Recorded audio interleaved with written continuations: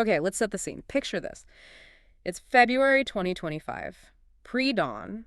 We're outside Erbil, Iraq, on this really desolate desert road. It's freezing cold, silent, that kind of absolute quiet. Yeah, pitch black, nothing around for miles. Exactly. And the only sound is this vehicle approaching, just a low hum. Inside, there are these men, maybe going to work, who knows? Then they see it. Something on the horizon, a flicker. Right, an unnatural glow. And smoke, thick plumes rising up. Their first thought, probably what anyone would think. Someone burning trash, maybe? Seems logical out there. Yeah, pretty mundane, you'd think. But still, it's unsettling, doesn't quite fit. And there's that worry, right? What if it spreads? It's dry out there. So they decide, okay, let's check this out. They slow down, get closer. And the light gets brighter, more intense. And then the smell hits them. Before they can even really see properly. That horrible, acrid smell of burning, something deeply wrong. And as they got close enough, well, any idea of it being trash just vanished instantly. It was horror. What did they see? It wasn't debris. It was unmistakably human. A body completely engulfed in flames. Oh, God. The shock must have been unimaginable. Absolutely paralyzing. They scrambled for a fire extinguisher, tried desperately to do something. But it was too late. Completely futile. The fire was too intense. The body was already almost entirely charred. Just gone. So this wasn't just some tragic accident. No way. It was clearly deliberate, macabre. They knew right then they had to call the security sources. This was a crime scene, no question. And soon that empty desert spot is swarming, right? Oh. Police, forensic experts arriving. Yeah, grim scene. Their job, to figure out what happened from these terribly burned remains, just like the witnesses said, almost entirely charred. A brutal attempt to erase an identity. Completely. But even a fire that intense can't destroy everything. They found a few clues. Small things. Like what could possibly survive that? A few strands of hair. Just enough to suggest the victim was female. And oddly, fragments of a left foot. Seems it somehow resisted the fire a bit more. But nothing else. No ID, no phone. Nothing. No documents, no personal items. A completely blank slate. That was clearly the intention. But the scene did tell a story in another way, didn't it? The ground itself. Ah, yes, the footprints. That was key. Forensic experts noticed them right away. Deep prints in the sand, leading to where the body was found. Deep prints. Meaning? Meaning someone was carrying something heavy. Very heavy. These weren't just walking tracks. This suggested the body was carried there. So, not a suicide. Definitely murder. Concealment. Precisely.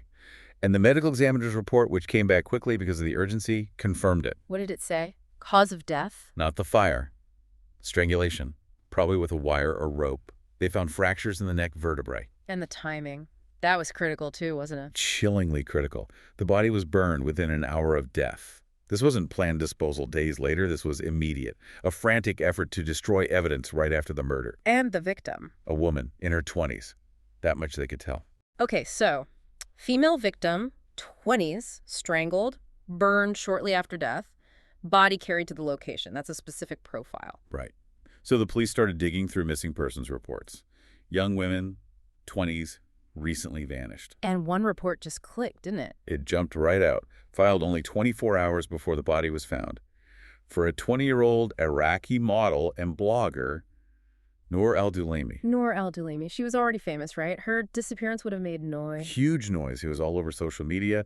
Thousands of followers worried. Headlines already appearing. She was well known. But confirming it was her? With the body in that state? How? An immense challenge. Yeah. Visual ID was impossible. Her family was brought in, but, well, you can imagine. There was nothing recognizable. So DNA. The only way. They needed a sample from the family to compare. That wait must have been excruciating. For the family, for the investigators. Agonizing. Holding on to that tiny sliver of hope. Maybe it wasn't her, but the results came back. And it was Noor. It was her. The confirmation was devastating. Her family was in profound shock, grief. They described her as kind, someone with good relationships. Couldn't imagine who would do this. And looking back at the crime scene with that confirmation, it speaks volumes about the killer, doesn't it? Oh, absolutely. The precision is chilling. Yeah. Body burned, yes. But also, no documents, no personal items anywhere nearby. A total wipe. Even her car was gone. Her distinctive red car, the one everyone knew from her posts, vanished.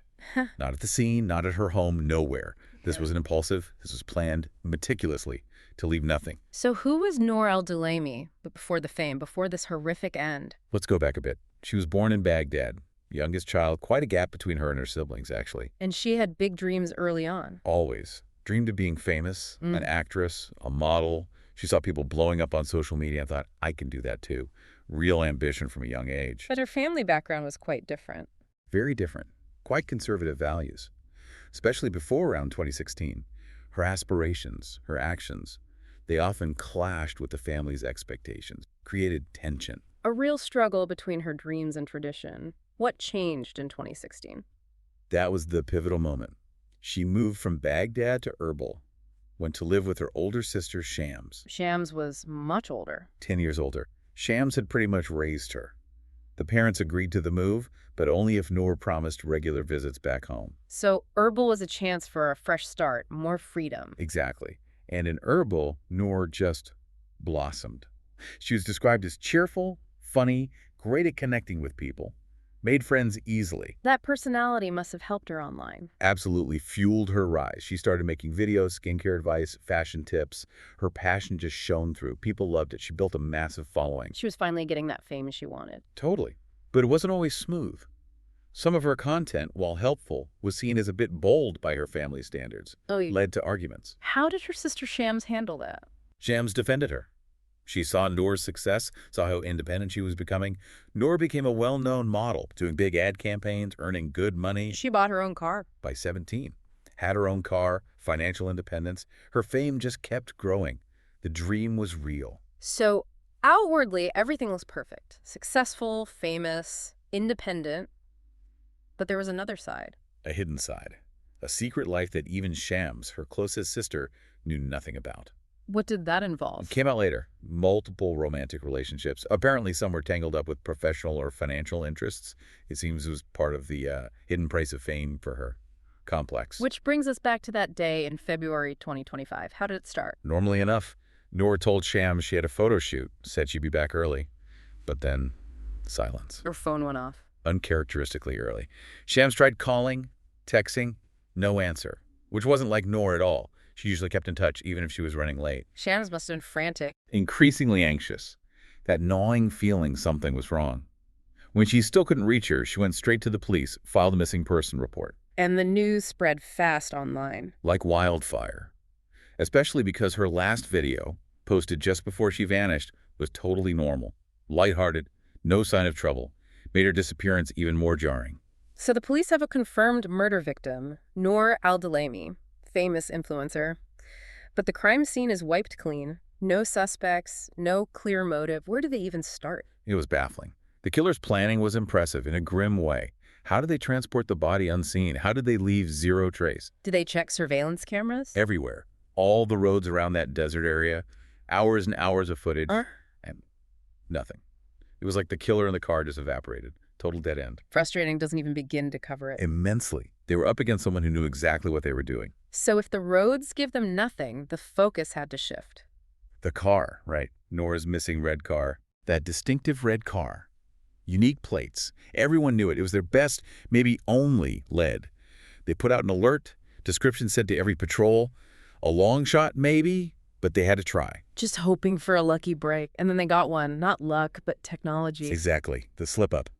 CCTV from a gas station. On the day of the crime. The very day, footage shows Noor's red car pulling in. But it's not her driving. Who was it? A young man.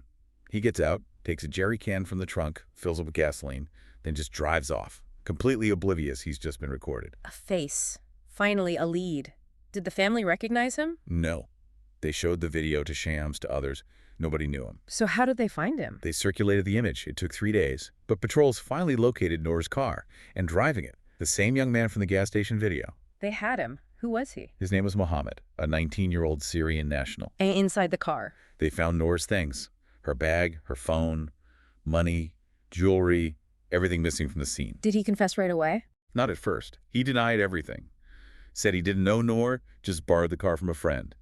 Standard denial. But the video. Exactly. When they showed him the gas station footage, that irrefutable proof, he broke. He confessed. What was his story? How did he know Noor? He'd arrived in Iraq in 2023, settled in met Noor through mutual friends. They started hanging out, and it developed into a strong romantic relationship. Part of that secret life you mentioned. Yes. And crucially, Mohammed confirmed Noor was involved with others too at the time, sometimes for professional or financial reasons.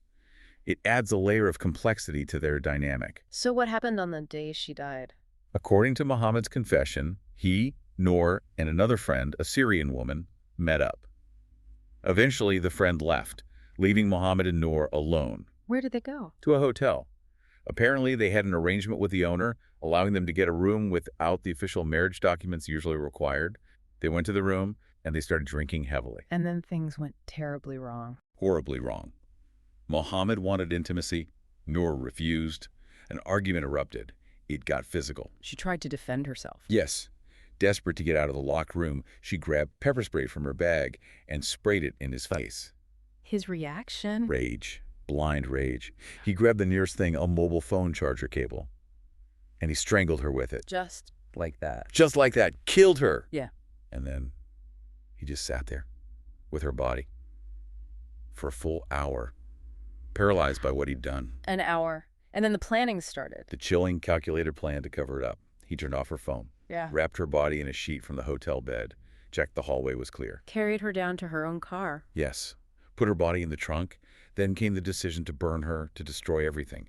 That's what led him to the gas station for the gasoline. Not realizing he was being filmed. Completely unaware. He drove out to that desolate road, dumped her body, and set it on fire, thinking he'd erased his crime.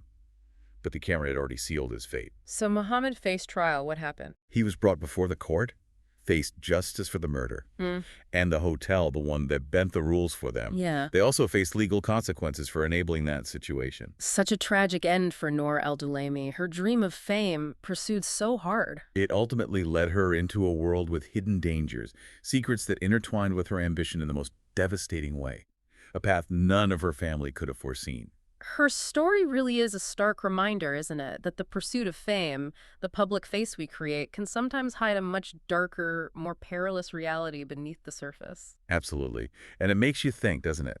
What does this deep dive into Noor's life and death make you, our listener, consider about the lines between our public personas and our private lives? And what is the true cost of ambition when it becomes entangled with secrets?